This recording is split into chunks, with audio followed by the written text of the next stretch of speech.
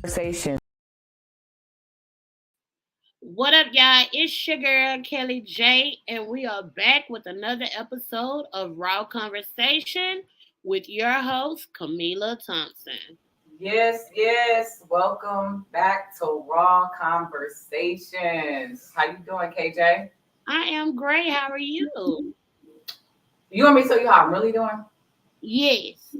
Okay. So, Host of Systems Learning then played me today and got a whole bunch of other stuff going on. Ow. And was supposed to be sitting on the couch with me today, but you know what? Yeah. I was like, we're gonna go ahead and move forward. We're gonna do what we gotta do, right? Right. We're going to talk about them later. It's okay. And I know they're gonna peek their head in. Watch what I tell you. I'm gonna put them on blast too. Right. Because today we're talking about giving up is not an option, and they done gave up. They didn't gave up. They done gave up without even hearing the topic first. Didn't get no, but they had a whole. I'm gonna tell you the funny part, and I said this earlier before we started recording. The funny part is the raw conversation actually happened before the show started. So they was all in here. We had a whole I should conversation. have just went live so people could have saw because I was listening. You should have. Next I time should have, because then they wouldn't have had nothing to say at that point. We're gonna do them like that next time. That's We all are. We are. okay. Make sure you have your phone on you, and I'm gonna text you, and I'm gonna say we live. We live. Right, and then you gotta tell them like, come on over here to the couch. Like to me, that this is a couch conversation. It is a couch cop. Oh. Hey. Hey. Jimmy. Come here. No, come here. You come here. Hold on, look, he coming right now. Hold on. No. I want you to come here. What you mean? I just want you to say hi. You gonna say hi? Hello to everybody. He one of them. He ran out. He ran out. Look, Yeah, running again. You live now. You live now. I'm not one of them. He's not one of them. But yes, he says he's not one of them as he runs out the door. I thought they was gonna start creeping back in. What you talking about? What's going on? Well, you know, I would tell the people, thank you for letting me come on and, co-host with you. And of course, I am producing the show. But thank you for letting me come on. I will get on camera, but I don't look right. Welcome. We just having a conversation like we normally do. So this just feels so natural. I'm gonna take the headphones off. Can you still hear me? I can still hear you. We can like a regular conversation. I do want to tell the people to make sure that they do follow raw_conversations1. Follow us on IG, raw_conversations1. It's a fairly new podcast to support not just the youth, but the young adults, and giving them a platform to speak honestly without judgment. Just understanding different experiences. And I love it. I'm getting more of a push to, it needs to be more on YouTube. It needs to be, you got to market it more. So guys, I am getting there.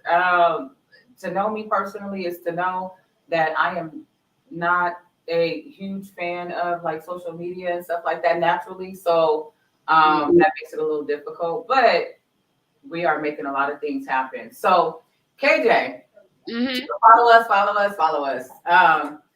Now KJ, so I sent you it was a TikTok video. Now this TikTok, okay, we got somebody with us now. I said, okay, well, first of all, you want to introduce yourself so everybody knows who you are. Make sure your face ain't being. Yeah, my name is Jordan. Nice to meet all y'all. We will be having a special guest coming in soon, so that's going to be a surprise. All right, Jordan. KJ, just tell me you got my back because I feel like I'm being set up. I got you all the way from Dallas. I told you it'll take me 19 hours to drive. What do you feel like you're being set up? I don't know. Special guest, like you playing. Right. Who's a special guest? I mean, the fact that it's a guest, like that's positive. That's good. That's a good thing because that's numbers, that's bodies, that's people, right? Exactly. Right. All right, so I'm trying to do here. I'm trying to get the numbers up right now. It was just one, now it's two. It's going to be three. We growing. Yo, give me that. Okay. See, I'm not one of them. Y'all see how she try to get me? I'm not one of them. He not one. I'm gonna go ahead and play the video. He had to prove. Okay, wait, hold on. So, guys, really quick. So I was sent this video by a guy, Sosa. He's a private chef, but um has a background that we've talked about, has faced being in prison. He's from the East Coast, and his love for cooking really saved his life, so to speak. And so he's been doing a lot of stuff with the mentoring program. But just randomly, I received this TikTok video. I'm not on TikTok, so You gotta change that. yeah, go ahead and play it. All right, we about to play it. Trust me when I say I know life is beating your ass right now. And I know you tired of being tired. You tired of being strong. You tired of being there for people because you just need somebody to be there for you for a change. But at the end of the day, it's not many people like you on this earth, bro. It's not. You feel what I'm saying? Like, you different. You special. And the fact that you tired, you keep getting up and you keep being that special person for people on this earth. So I'm sorry to tell you this, but you need to keep fucking getting up. You need to keep trying, because at the end of the day, we really need you on this earth. Realistically, if I'm really being honest, we really need you. You feel what I'm saying? Because you play a very important part in people's life. You feel what I'm saying?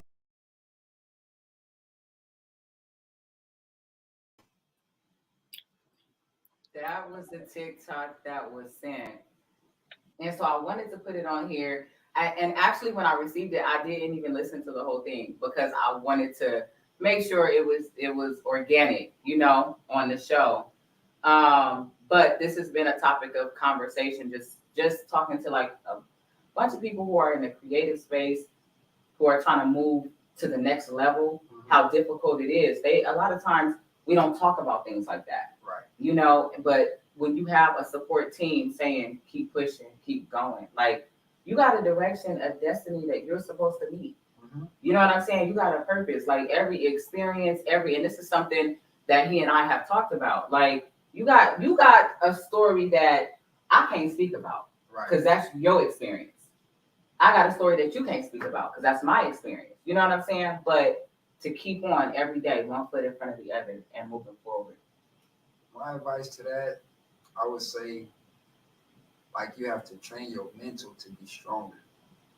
Because, like, I grew up playing football, right? Mm-hmm. So, like, it's based on work ethic. You have to have a strong mental to play football. They tell you to do stuff, and, like, you don't know, like, all right, they'll tell you to run, like, 10 laps, right? Mm-hmm. And not even 10 laps. They'll just tell you to get on the track and start running. But you don't even know when you're going to stop running. They never tell you this. You can't ask them or nothing. So, like, I went through, like, training for my mental, and I feel like that's what made me who I am today. What is that? Okay, when you say training for your mental, like, break it down. What did that look like?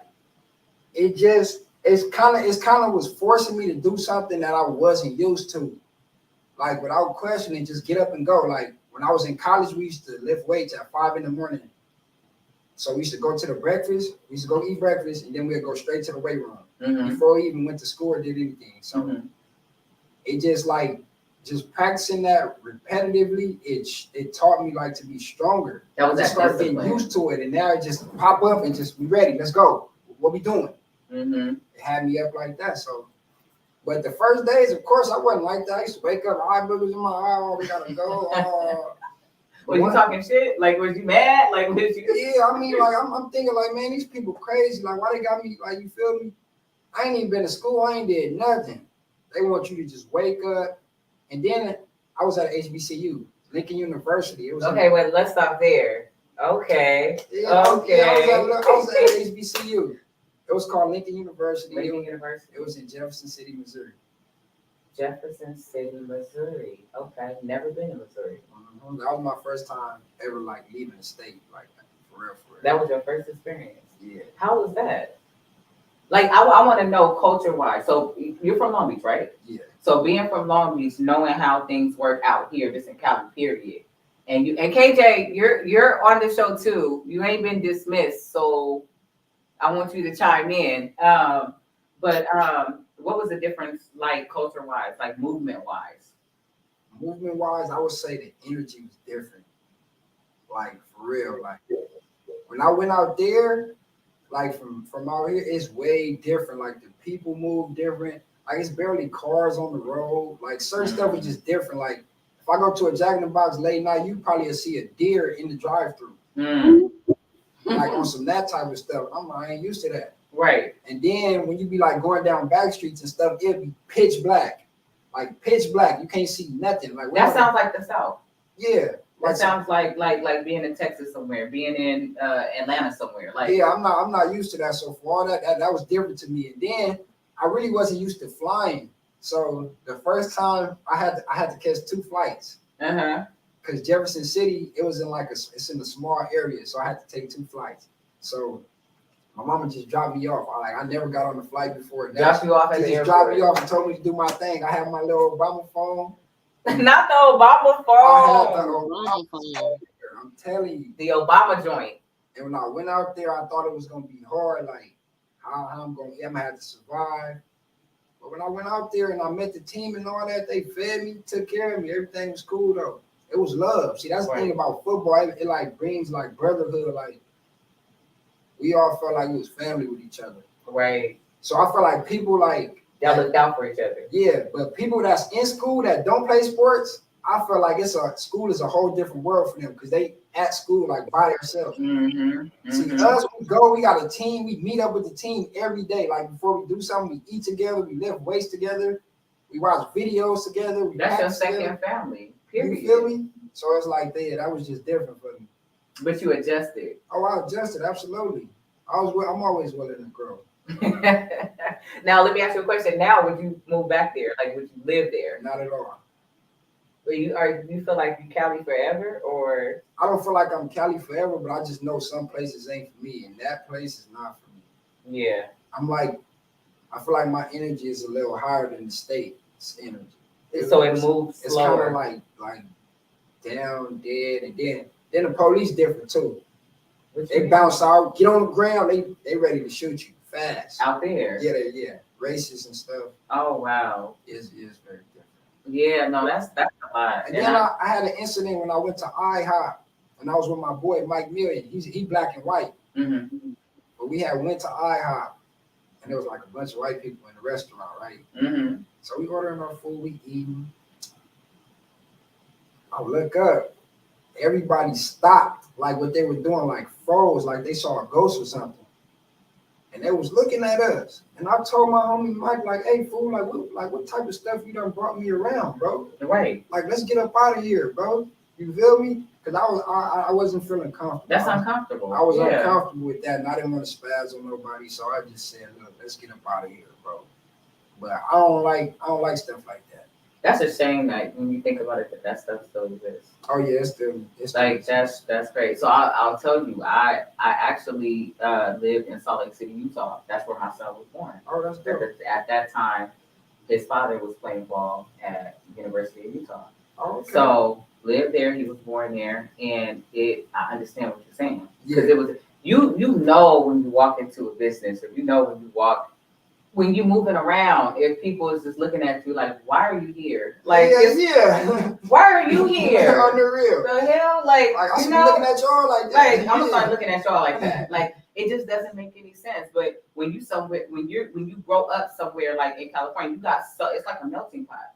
So you used to different, even whether you fool with them or not, you used to different cultures and stuff like that. So going out there or going to different places where it's just predominantly Caucasian and they're not used to seeing Black people or mixed people or anybody from any other race, you feel it. When I was out there, actually the school, the University of Missouri, they was getting into it. The KKK had said they was going to come to the school or something because they had fired their football coach because I guess he was affiliated with the KKK. They found out he was racist. So they had to forfeit their whole season. And then my school tried to get involved and try to go up there and go on strikes and stuff. Yeah, it was crazy. It was too much. Yeah, it was too much. Came on back. Yeah. He came on back. I'm not going back. Well, look at what you're doing now. Everything you got going on now. So you still moving forward, like Right. period. Right. What's your ultimate goal? I'm curious. What's my Because I feel like you like a low key. I feel like you like a low key comedian. a low key comedian? A low key comedian, like an artist, like I don't know, like what is your ultimate? Like I'm curious. My ultimate goal is not that specific, but it's to be financially stable. Okay. So financially stable to me is basically taking care of me and my whole little situation. So making sure, telling my mama that, mama, you don't gotta work no more. That's financially stable to me. To you, right? Where you're Telling her able she got to her provide. house, she don't gotta work, she good, and I can take care of me and my little situation. Right. So that's all. But I'm I like, huh? I want him to answer the question though. Like, What does my question for you? Sorry to cut you off. What does being able to say that to your mom look like as far as the career goes? You know, you got dope dealers who say that and shit, they able to go cash out on a house for their family. But that's, that's the life that they live.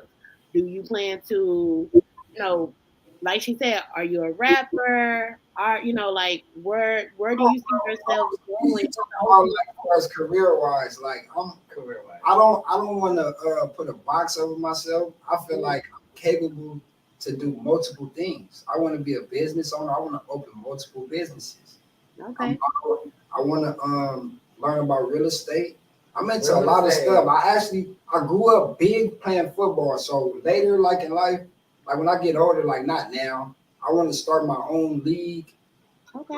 Like your own football league, like Yeah. with like a little league. Yeah, with Pop Warner, with the small Oh, kids. I that's- want to do something like that. Too. That's dope. Yeah. Are you already working with leagues now? No, but my cousin, he run a league. It's called North Long Beach. I used to play for them, so I got plugs. I can talk to them when I get it. I'm gonna share her little knowledge base with you from being in a league. If that is something that you're really considering, I would highly suggest starting now. Not on a running your own league, but to learn the ins and outs, getting that practice.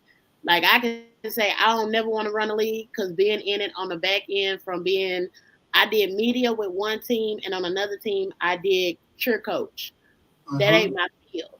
But with you having that passion, getting into it, learning it, because what that does is for you, when you do when you do go out to make your own league, now you got a partnership that you can create with them. Right. Which will even make the whole, make the league even bigger. No, that's very true, and I'm gonna share something. I'm gonna share something with you, and also with you, KJ. So when I started Envision Youth Services, this was on paper. Come on, Deuce. On paper, it was in 2013, but I had already been doing like the community work and stuff like that. And because it was something that was very new to me, and I wasn't sure what the nonprofit world, like working in nonprofit school, but actually owning my own nonprofit, I didn't know what that looked like. So I got partnered with a mentor. Her name is Candy Lewis, Positive Results Corporation, and it's an organization for domestic violence. So they go in and they actually train like police officers and teachers on how to see domestic violence when they come to situations. They did like a lot, but literally it was like a year and a half. Wasn't getting paid. I was going in that office like a regular 9 to 5, and I was helping to develop. I was helping to create. I learned a lot, and that's where I got like building those relationships in that time. That's where I got like a lot of my relationships from. And so that's always I think that's a good point, KJ, because if that's something you want to do, you gotta be within that community. Right. You know what I'm saying? So when you're ready to launch your own stuff, you already got all of this lined up. You got all of that lined up. And they already know who you are, And that support you may look for from your family or friends, now you got the support from real people who doing it. I think a lot of times people give up on their dreams because once they launch it, my family not supporting or my friends not supporting. However, when you start talking about, I'm with this league and now they're helping me because I was a part of it, that's a different shift, even with your family, because now they're gonna be like, oh well, if they doing it, let me try to figure out how to be a part. Right. Yeah, absolutely. And your family and friends is a very small percentage of the world. Yeah. So, I mean, it's always good to have like the love and support of your community, your immediate circle, but at the same time, you have to understand that you are you and your family for a reason. Mm-hmm. You know what I'm saying? Mm-hmm. You are that piece of your family puzzle for a reason, and that once you put yourself out there, there's plenty other pieces of the puzzles and they families that look like you, and those are the people that are gonna tie into whatever step up. you are putting out there. You get what I'm saying? So to update you a little more, we was talking about me starting a football league. This is how this all came about. Hell yeah. Because I personally played for Snoop football league. I think we talked about that. Oh, you hear that whole? Yeah. She was saying that she heard. I think it's just because the headphones is next to the mics. Oh, and it's giving that feedback. We doing a couch conversation. Now I feel like putting no headphones on. Listen. No, y'all played for Snoop League, and it definitely made a difference. I saw the difference it made in the community as far as like he bent some of the rules for certain kids to be able to play the same way they wouldn't be able to play in regular. You know what I'm saying? So it's like, yeah, that's something definitely I say is obtainable. It's not far fetched, bro. Right. You know what I'm saying? And all you really need is just like y'all was saying, that community and being around people that's doing it. That's already doing you know what I'm saying? Like he was sharing that his cousin does it in North Long Beach, so he already has a league. And it's like you already got that right in front of you. Right. Like, so now you could take that game and sculpt it into your own and make it your own. Get all the knowledge from him. Right. Yeah. The whole blueprint on how to do it. The whole blueprint. He's been doing it since I was a little kid. He got the game. He full on. I played team when I was a kid, and he still has that team. Right. Oh wow! I ain't gonna lie. He may let you take it over. Quit playing. Look, you better get in there and start learning it now. So as soon as he, get them gray hairs, he ready to retire. You better get in there before we get in there. No? Right. Look, what's his name? What's his name? I may need to be his friend on Facebook. Stop it, KJ. Stop. I told you my pop-out game strong. So like, if he don't want to take that opportunity, I you want me to run it? Okay, sir. I got your back. So dudes. Well, okay. KJ, you want to play the video one more time real quick so dudes can see it? Yes, I will. And shout out to Magic Rider 000. Shout out Rider. He's been on her and he's commenting. He's giving out the hand claps. He's liking what y'all are saying, like what we're saying. He said facts to some stuff we done said. So yes, I'm going to go ahead and jump into the video. Yes, right now. Trust me when I say I know life is beating your ass right now. And I know you tired of being tired. You tired of being strong. You tired of being there for people because you just need somebody to be there for you for a change. But at the end of the day, it's not many people like you on this earth, bro. It's not. You feel what I'm saying? Like, you different. You special. And the fact that you tired, you keep getting up and you keep being that special person for people on this earth. So I'm sorry to tell you this, but you need to keep fucking getting up. You need to keep trying. Because at the end of the day, we really need you on this earth. Realistically, if I'm really being honest, we really need you. You feel what I'm saying? Because you play a very important part in people's life. You feel what I'm saying? That's real. No, yeah, that's real. That's hella real. And I was just expressing to him, like, a lot of the folks that I work with, like, people don't know, like, they personally, they go through personally, right? Like, what they battle. And of course, who's gonna be vulnerable enough to tell that to the world? Right. Like, no, y'all judgmental already in the first place. Yeah, like, why would I? No, like, I'm not doing that, But when we have those conversations, it's like, you are different. Yeah. You got something that nobody else has. Sure. You know what I'm saying? And you gotta just one foot in front of that. The shit is not gonna come easy. Right. Like, it's not. I wanted to throw this whole nonprofit shit out the window on the freeway on the 405 coming home. Right. Many of times. Right. You know what I'm saying? But I'm like, Right. gonna happen. I feel that. It's It's not crazy because my mom, one of the biggest lessons she always pushed to me was what she always said: the number one lesson in life, or the number one key of life, is self-preservation. And I never really understood because it always sounded kind of selfish to me, but kind of like what he said in the video. I like to be there for people and, you know, extend myself out, and I'm always pouring out of my cup. Mm-hmm. But once your cup runs empty, you can't pour out of that cup no more. Exactly. So the part of self-preservation is taking learning how to set your boundaries as well as with yourself, because we struggle with giving boundaries to other people, and that's something that we practice on a daily. But I notice that we don't practice what I'm speaking personally, but in a general sense, we don't focus on setting boundaries with ourselves, like telling ourselves when it's enough, or telling ourselves when not to be or when to be.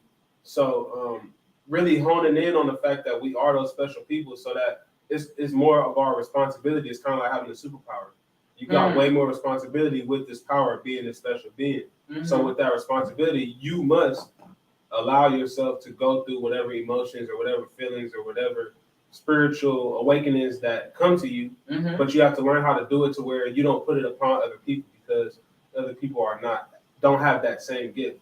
You know what I'm saying? Right. Like, and they may not understand your gift. They may misunderstand your gift as well. Exactly. And they may get upset because they feel like, well, why do you always know the right thing to say, but I don't never know what to say, or you know what I'm saying? Stuff like that. Because that's not your gift. Exactly. But your gift is something that I can't do. Exactly. And that's what people have to come to terms with. It's like I noticed that a lot of conflict that comes up in the world today is just over a sense of like power, or a sense of status, like wanting to have control over things that you don't have control over. So it's like all this fussing that we doing about shit we can't control, or that you can't control about me, I can't control about you. Why are we sitting here talking about this? Right. It doesn't make any sense. You know what I'm saying? We should be using our brain power to learn how to grow with one another. And I want to see you flourish in who you are. You want to see me flourish in who I am. Mm-hmm. That's how a relationship goes. Right. Whether that be friendship, brotherhood, business, having a sister, having a significant other, business. You see what I'm saying? We have to allow for other things to be other things, and allow ourselves to be ourselves. But do you also ever think about why that isn't? Why what? Like just why, like as far as people don't think like that? Like or why they don't work together? Why? Like okay, so when you said that, I'm gonna tell you the first thing I thought about. I thought about the separation that's already been created amongst where we fight against each other. Yeah, like that's the first thing that I think about. That's true. I would have to say, like it's entertaining and when we fighting against each other. Yeah. I'm saying I'm not talking about us, but I'm just saying I hear you. People wanna like that's entertaining. Like that people are gonna watch that. They're gonna pay for that. They're gonna monetize off of that. And it's you know what that. But you tearing each other down. I actually studied that when I was studying broadcast journalism, and it's something called. It's something called like. They refer to it as like, and excuse my language, but they refer to it as like watching porn.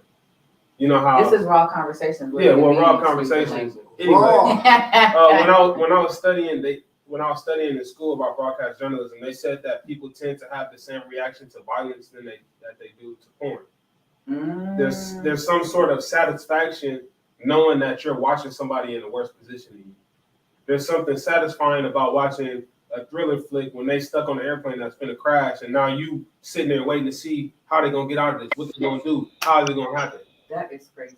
Yeah, there's actual dopamine that through the brain when you're watching, and that's the sense of control. That's the sense of ego that drives that dopamine, and that's why I said when you ask, I said that's ego. It's all ego. Mm-hmm. The reason why somebody can't sit like that's the reason why if me and Jordan was two different people, I see the greatness in him and talk shit about him to you, or even try to belittle him to make himself think that he's not as great as he is.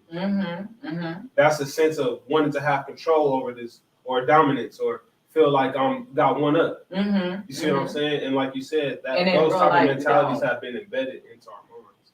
I like how he put that. I like that too. I like how he put that because I take that in what I do because that is something very true with people. I drive. I have a transportation company here in Dallas. KT, you know that. But Yes. when I'm driving, I oftentimes get people in my car, and we have conversations no matter what they are. It could be anything. Well, I had a guy in my car. He was really upset and sad because his wife, had slept with his best friend. So he was like really, really hurt, real down and stuff. And I said, oh, well, that's nothing. I said, my ex-husband cheated on me 8 times with 8 women. So what, it's life. People cheat. Move on, And he was like, he started chuckling. And by now I'm over, what my ex-husband did. So I'm laughing too. And he was like, I'm sitting here really sad and down about my wife cheating on me with my best friend, and your ex-husband cheated on you 8 times. He was like, and you're still here? And he was like, I don't mean to laugh. He was like, but I don't think I could have made it. Like, he looked at me and told me, I don't think I could have made it if my wife had cheated on me with 8 different men. And I told him, I said, well, how you feel now that you done heard my story? And he immediately said, I feel so much better. But it was him hearing how worse I had it from him that made him feel better. And I didn't mind sharing that story. Just because I knew it was going to make him feel better. But that's how people operate. Huh? Really stupid. I got one question. So I'm for real. I really want to know this. So did he find out after the first one, then the second one, then the third one, or did he find out about the total 8? Because that makes a difference. Does that not make a difference? My ex-husband cheated on me 8 times. His wife. His wife cheated on him with the best friend, and he caught them in the act. Okay, he caught them in the act. Yeah, he was, the friend was dicking her down. Bro, I would be in jail, bro. Yeah. Oh, I would be in jail. Yeah, I would be in jail. And let me just say, he don't look like us. You said the what? guy who was in my car, he don't look like us. He looked like the other side of our hand. Well, they be swingers and all of that, so they be cool with all that type of stuff. Yo, he was hurt. He was really, really hurt. He wasn't no swinger. Well, no swinging to that. He was too hurt to be swinging. His whole feelings was hurt. Really, really hurt. But him hearing my story made him happier. Right. He was just like, you, and he got out of my car, he gave me a tip, which was usual, but he was just like, I'm so sorry that happened to you, but thank you for making me feel better. Right. And that's just how people operate. His ass wasn't really sorry. He wasn't really sorry. Because he said, thank you for making me feel better. Right. Sorry. Do you feel sorry or you feel better? Right. My goal of telling him was to make him feel better. You start feeling sorry, you're supposed to feel worse. Right. Don't tell me you feel better, but sorry to you. You know what this is? But no, I don't want him to feel worse. Why would I want a person to feel worse? I'm about to answer it. You're supposed to share your story to encourage people to build them and make them feel better. Right. What's going on? Hello? Yeah. Yo, listen, I'm in the middle of a podcast. You gonna call me, keep on calling me back to back to back. I told you we was filming at 3. And they can actually hear you on the podcast now. So now your ass is live. Ooh.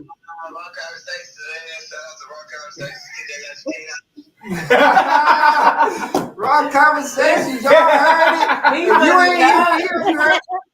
My boy Tino shouted us out. Wrong conversation. He is a nut. Okay, so do you want anything, sir? I'm about to wrap up this show, and you missed it this time, and I don't want to hear no excuses. I'll see you next week on Thursday.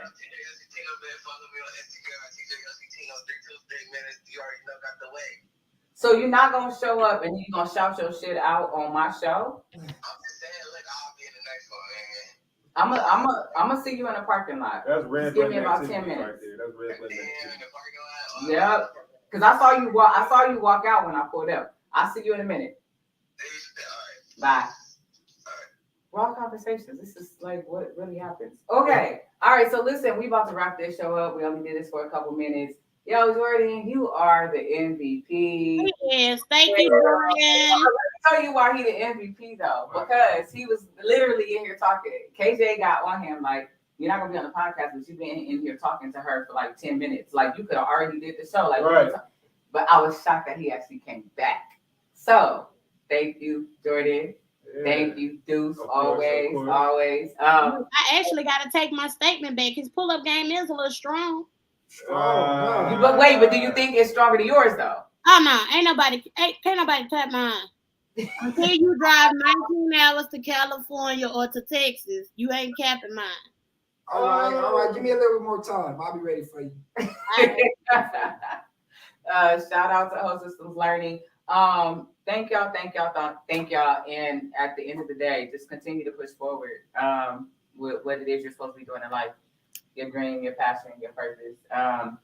And don't expect for everybody to understand it. Don't expect for everybody. They may not understand it. They may not agree, but your lane is your lane. You know, focus on staying in your lane. Right.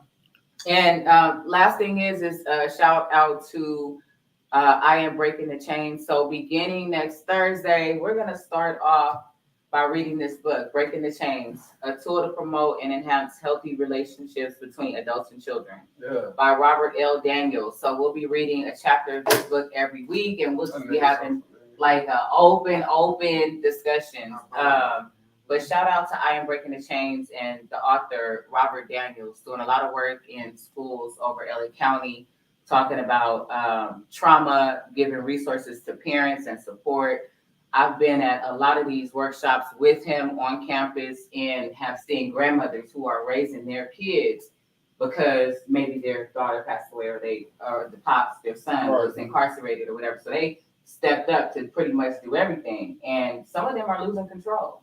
Right. They don't understand this generation. They don't understand how to even start off with being a support. Yeah. You know what I'm saying? Because things are different and they from like the old school it's era. so far gone. It's so far gone. So there's like this huge disconnect, you know? So, but love the work. And that's it. We out. I appreciate Raw Conversations for having me. I appreciate you, KJ, and I'm out.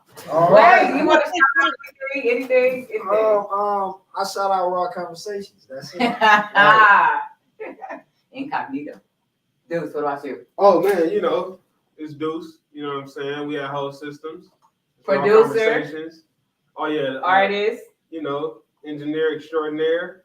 I just try to keep it real, keep it true, and do what I do. So yeah. And he does. Love always. Okay, so Deuce, let me ask you. I need to do another intro for Raw Conversations. You gonna help me out with that? Yeah. Like, you know you on camera though. Like, yeah. So don't say no shit that you're not. To you and the camera. Oh. Yeah, I got you. You hear that, KJ? He say what? He I said hear it one more time. He gonna help me out with a new intro for Raw Conversations. Everybody said I should make it a little shorter, so they said I was What is the intro? I don't know the intro. The intro. Oh, when you walk in, we normally play it. But no, it's long. Intro. I'm not hearing like your intro. People are like, let me get down some. I'm like, shit. What y'all want me to do? I just want to show up and talk. Like, right. I don't want to have to be worried about that. We can make it short and sweet. Okay, sweet and get right into it. Right into it. Yo, be easy. We out. Hey.